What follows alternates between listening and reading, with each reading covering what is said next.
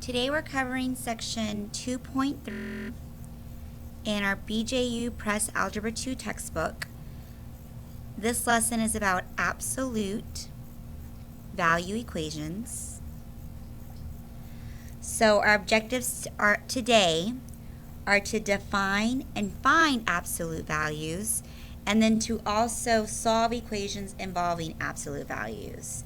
So in math, absolute value is the magnitude of a quantity, how big something is.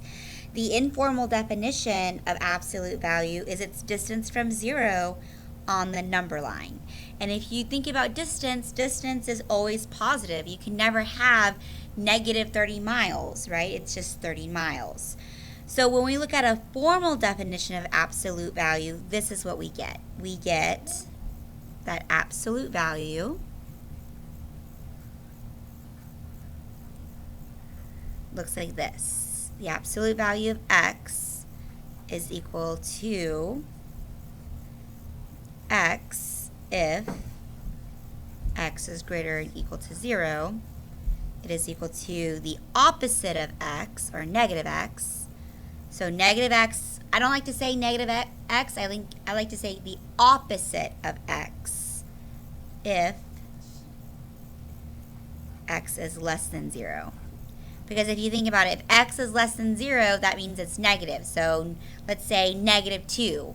Well, then the absolute value of negative 2 is the opposite, or the negative of negative 2, which is positive 2, which makes sense because the absolute value of negative 2 is positive 2 because it's 2 away from 0, has a magnitude of 2.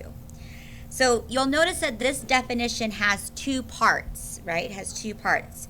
To determine which part to use, we have to look at the quantity inside the absolute value symbol. If it's greater or equal to 0, we use the first rule. If the quantity inside the absolute value sign is less than 0, then we use the second rule. Okay? To find the absolute value of 5, and we can symbolize that like this.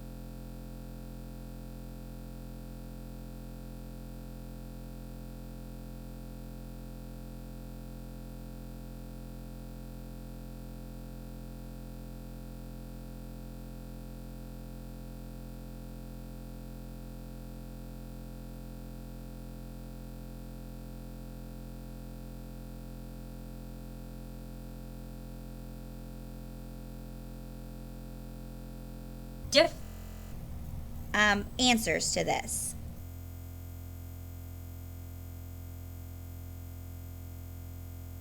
Absolute value of x is equal to x, which is x.